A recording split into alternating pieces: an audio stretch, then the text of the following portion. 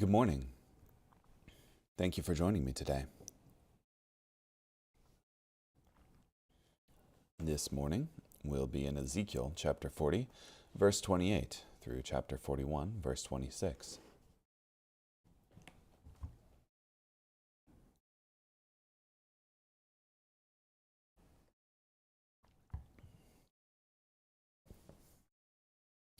Continuing the description and measurements of the temple in Israel.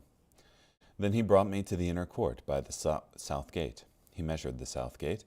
It had the same dimensions as the others. Its alcoves, its jambs, and its porches had the same dimensions as the others, and there were windows all around it, and its porches. Its length was 87.5 feet, and its width 43.75 feet. There were porches all around, 43.75 feet long, and 8.75 feet wide. Its porches faced the outer court, and decorative palm trees were on its jambs, and its stairway had 8 steps. Then he brought me to the inner court on the east side. He measured the gate. It had the same dimensions as the others. Its alcoves, its jambs, and its porches had the same dimensions as the others. And there were windows all around it, and its porches. Its length was 87.5 feet, and its width 43.75 feet. Its porches faced the outer court. It had decorative palm trees on its jambs, and its stairway had 8 steps. And then he brought me to the north gate, and he measured it. It had the same dimensions as the others. Its alcoves, its jambs, and its porches. It had windows all around it. Its length was 87.5 feet, and its width 43.75 feet. Its jambs faced the outer court, and it had decorative palm trees on its jambs on either side, and its stairway had 8 steps. There was a chamber with its door by the porch of the gate, where there they washed the burnt offering. In the porch of the gate were 2 tables on either side on which to slaughter the burnt offering, the sin offering, and the guilt offering. On the outside of the porch, as one goes up, at the entrance of the north gate were 2 tables, and on the other side of the porch of the gate were 2 tables. 4 tables were on each side of the gate, 8 tables on which the sacrifices were to be slaughtered. The 4 tables for the burnt offering were of carved stone, 32 inches long, 32 inches wide, and 21 inches high. They would put the instruments which they used to slaughter the burnt offering and the sacrifice on them. There were hooks 3 inches long, fastened in the house all around, and on the tables was the flesh of the offering. On the outside of the inner gate were chambers for the singers of the inner court, one at the side of the north gate facing south, and the other at the side of the south gate facing north. He said to me, "This chamber which faces south is for the priests, who keep charge of the temple, and the chamber which faces north is for the priests, who keep charge of the altar. These are the descendants of Zadok, from the descendants of Levi, who may approach the Lord to minister to him." He measured the court as a square, 175 feet long and 175 feet wide. The altar was in front of the temple. Then he brought me to the porch of the temple and measured the jambs of the porch as 8.75 feet on either side, and the width of the gate was 24.5 feet, and the sides were 5.25 feet on each side. The length of the porch was 35 feet, and the width 19.25 feet. Steps led up to it, and there were pillars beside the jambs on either side.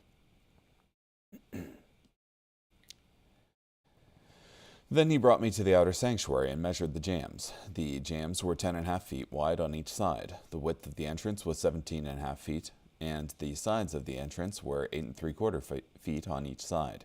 He measured the length of the outer sanctuary as 70 feet, and its width as 35 feet. Then he went into the inner sanctuary and measured the jambs of the entrance as 3.5 feet, the entrance as 10.5 feet, and the width of the entrance as 12.25 feet. Then he measured its length as 35 feet, and its width as 35 feet, before the outer sanctuary. He said to me, "This is the most holy place." Then he measured the wall of the temple as 10.5 feet, and the width of the side chambers as 7 feet, all around the temple. These side chambers were in 3 stories, one above the other, 30 in each story. There were offsets in the wall all around to serve as supports for the side chambers, so that the supports were not in the wall of the temple. The side chambers surrounding the temple were wider at each successive story, for the structure surrounding the temple went up story by story all around the temple. For this reason, the width of the temple increased as it went up, and one went up from the lowest story to the highest story by way of the middle story. I saw that the temple had a raised platform all around. The foundations of the side chambers were a full measuring stick of 10.5 feet high. The width of the outer walls of the side chambers was 8¾ feet, and the open area between the side chambers of the temple and the chambers of the court was 35 feet in width all around the temple on every side. There were entrances from the side chambers toward the open area, one entrance toward the north and another entrance toward the south. The width of the open area was 8¾ feet all around. The building that was facing the temple courtyard at the west side was 122½ feet wide. The wall of the building was 8¾ feet all around, and its length 157½ feet. Then he measured the temple as 175 feet long, the courtyard of the temple and the building and its walls as 175 feet long, and also the width of the front of the temple and the courtyard on the east as 175 feet. Then he measured the length of the building facing the courtyard at the rear of the temple, with its galleries on either side, as 175 feet, the interior of the outer sanctuary and the porch of the court, as well as the thresholds, narrow windows, and galleries. All around on 3 sides facing the threshold were paneled with wood all around, from the ground up to the windows. Now the windows were covered to the space above the entrance to the inner room and on the outside, and on all the walls in the inner room and outside by measurement. It was made with cherubim and decorative palm trees, with a palm tree between each cherub. Each cherub had 2 faces, a human face toward the palm tree on one side, and a lion's face toward the palm tree on the other side. They were carved on the whole temple all around. From the ground to the area above the entrance, cherubim and decorative palm trees were carved on the wall of the outer sanctuary. The doorposts of the outer sanctuary were square in front of the sanctuary. One doorpost looked just like the other. The altar was of wood, 5¼ feet high, and its length 3½ feet. Its corners, its length, and its walls were of wood. He said to me, "This is the table that is before the Lord." The outer sanctuary and the inner sanctuary each had a double door. Each of the doors had 2 leaves, 2 swinging leaves, 2 leaves for one door, and 2 leaves for the other.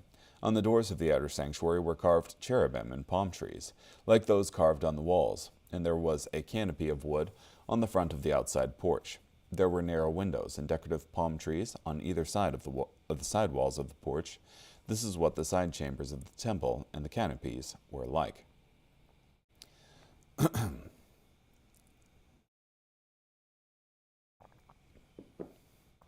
So, got a description of the temple, the courtyard, the holy place, the storerooms, where they offer the burnt offerings, where they wash them and prepare them, and all sorts of other things. The decorations on the temple building of cherubim there, and all of the, salient measurements of this place, which, as I understand it, has never been constructed yet. So,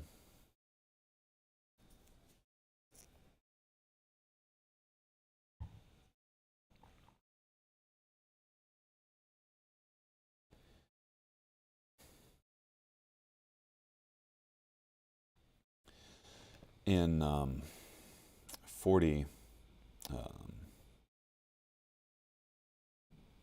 verse 4, it says, "Declare to the house of Israel everything you see." The audience for this vision was primarily the house of Israel. It was most relevant to them as part of God's promised future restoration. What Ezekiel saw, as recorded in Ezekiel chapter 40 through 48, has been the subject of much dispute and is something of a dividing line for biblical interpreters. In his commentary, John B. Taylor listed 4 different interpretive approaches to these chapters. Literal prophetic. These chapters describe a temple that he expected would be built by the returning exiles in their restoration to the land. For example, Adam Clarke believed that Ezekiel simply gave the plan of Solomon's temple from memory and set it here as an encouragement to the exiles that they would in fact be restored to Jerusalem and the temple would be rebuilt. Symbolic Christian. These chapters symbolically describe the Christian church.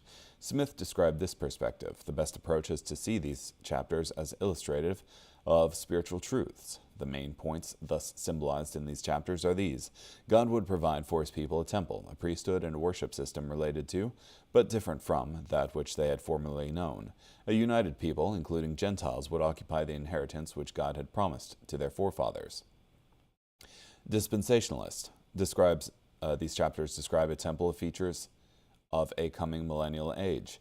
This future temple belongs not so much to the eternal age, but to the period of a literal 1,000-year reign of Jesus over this earth, especially for the Jewish people in the millennium. Ezekiel's temple will bring to remembrance and memorialize God's gracious work for Israel and the rich types and ceremonies that looked forward to the perfect work of the Messiah, Jesus Christ. This view declares that the prediction speaks of the restoration and establishment of the people of Israel in their own land in the last days of their national history, their conversion to the Lord through faith in their long-rejected Messiah, and the manifest presence and glory of the Lord in their midst. Apocalyptic. These chapters present symbolic and fantastic images of a coming age, connected to images and ideas popular in the pagan world of that day. These chapters replace the conventional prophecies of chapters 33 through 37 with imagery that is primarily mythic. The prophet chooses to speak about Jerusalem's future by recasting imagery deriving from the ancient Near Eastern mythic motif of the cosmic mountain.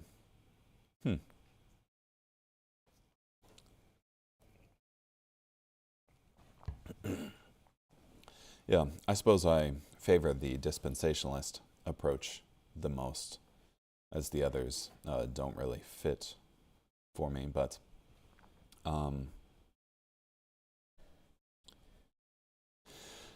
this seems to be Guzik's view as well. Though there are things to be said for and against each approach, in the author's opinion, the best approach is to regard this temple as real, yet to be fulfilled in a future phase of God's unfolding plan of the ages. The fundamental weakness of the literal, prophetic approach is that it was not fulfilled. The temple rebuilt in the days of Ezra and Zerubbabel did not answer to this description. It does not correspond to the one that was built after the return, nor to Herod's temple. The fundamental weakness of the symbolic approach is that the entire tone of Ezekiel's record points to this temple as something real. Yeah, you have all these measurements. Not spiritualized. Significantly, the radiant being did not say much to Ezekiel, probably only calling out the measurements. There was no explanation of or pointing towards a symbolic interpretation of the temple, only a detailed tour in specific dimensions. The message is that this temple is real, not metaphorical. It is visionary and prophetic, yet real. This symbolic view was favored by the Church Fathers and the Reformers.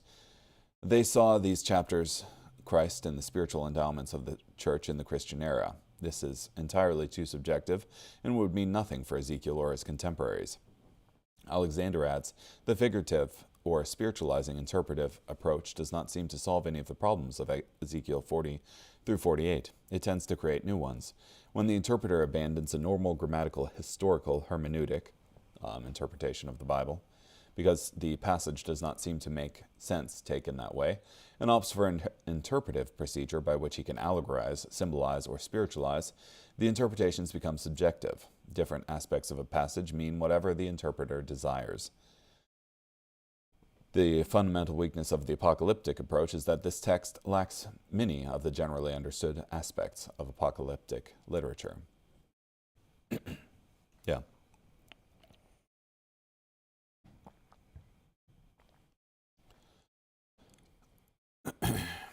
I suppose carrying on then.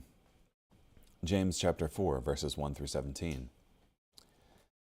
Where do the conflicts and where do the quarrels among you come from? Is it not from this, from your passions that battle inside you? You desire and you do not have. You murder and envy and you cannot obtain. You quarrel and fight. You do not have because you do not ask. You ask and do not receive because you ask wrongly, so you can spend it on your passions. Adulterers, do you not know that friendship with the world means hostility toward God? So whoever decides to be this world's friend makes himself God's enemy.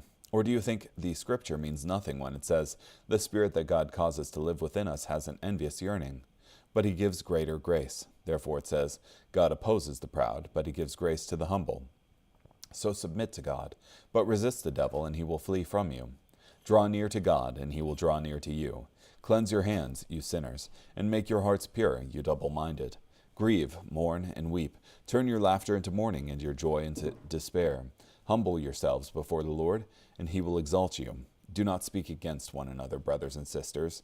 He who speaks against a fellow believer or judges a fellow believer speaks against the law and judges the law. But if you judge the law, you are not a doer of the law, but its judge. But there is only one who is lawgiver and judge, the one who is able to save and destroy. On the other hand, who are you to judge your neighbor? Come now, you who say, today or tomorrow we will go into this or that town, and spend a year there, and do business and make a profit. You do not know about tomorrow. What is your life like? For you are a puff of smoke that appears for a short time and then vanishes.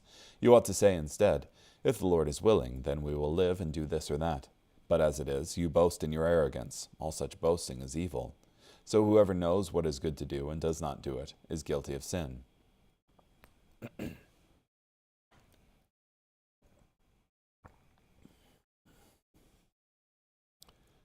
Yeah.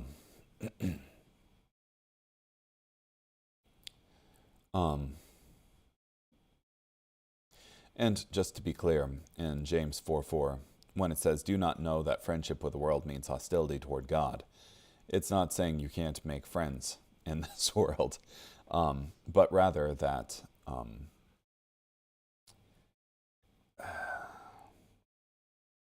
if we mix our deeds such that on the one hand we do righteous deeds in the presence of God or in church or whatever, and on the other hand go out and do evil deeds to be friends with the world, then we're double-minded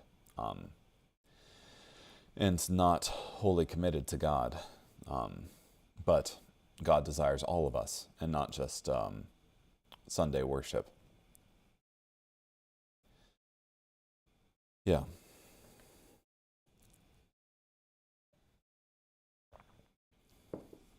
Draw near to God and he will draw near to you. Yeah, seek the Lord and you'll find him type thing. That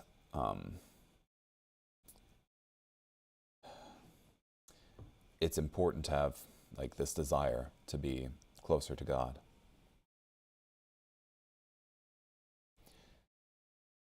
Yeah.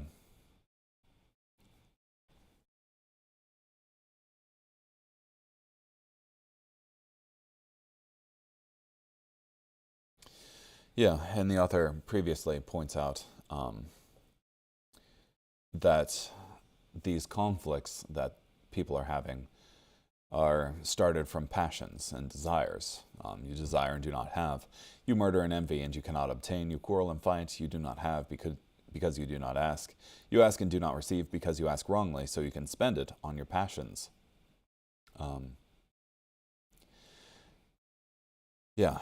The reason these destructive desires exist among Christians is because they do not seek God for their needs. James reminds us here of the great power of prayer, and why one may live unnecessarily as a spiritual pauper simply because they do not pray or do not ask when they pray.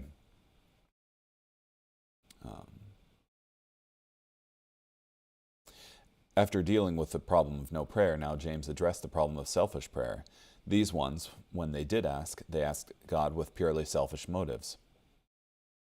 We must remember that the purpose of prayer is not to persuade a reluctant God to do our bidding. The purpose of prayer is to align our will with his, and in partnership with him, to ask him to accomplish his will on the earth. When a man so prays, he asks God to be his servant and gratify his desires. Nay, worse than that, he wants God to join him in the service of his lusts. He will gratify his lusts, and God shall come and help him to do it. Such prayer is blasphemous, but a large quantity of it is offered, and it must be one of the most God-provoking things that heaven ever beholds.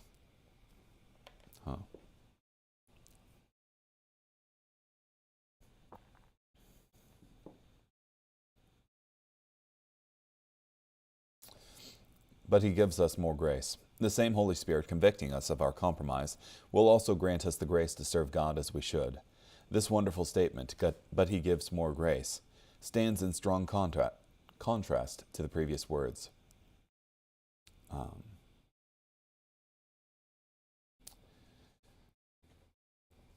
Yeah. Anyway, carrying on here. Psalm 118, verses 19 through 29. Open for me the gates of the just king's temple. I will enter through them and give thanks to the Lord. This is the Lord's gate. The godly enter through it. I will give you thanks, for you answered me and have become my deliverer. The stone which the builders discarded has become the cornerstone. This is the Lord's work. We consider it amazing. This is the day the Lord has brought about. We will be happy and rejoice in it. Please, Lord, deliver. Please, Lord, grant us success. May the one who comes in the name of the Lord be blessed. We will pronounce blessings on you in the Lord's temple.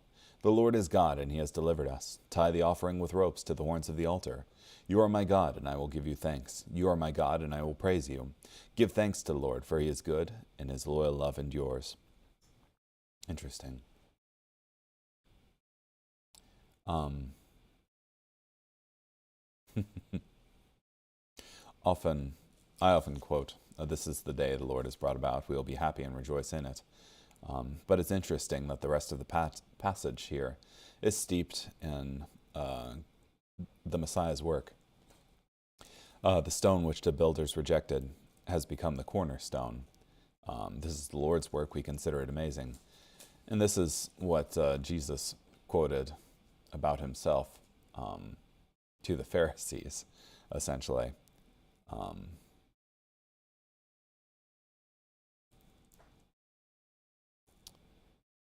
Yeah.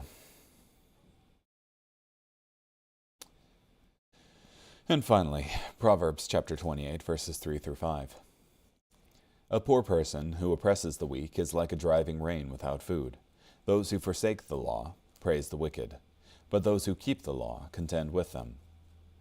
Evil people do not understand justice, but those who seek the Lord understand it all.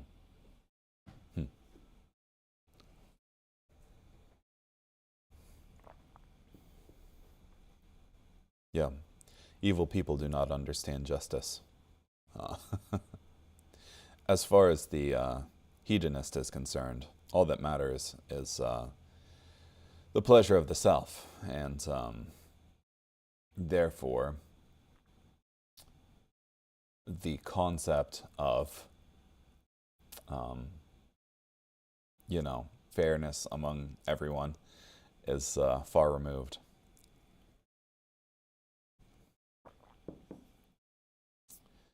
Okay, well, thank you so much for joining me today. Hope you have a great day. Bye.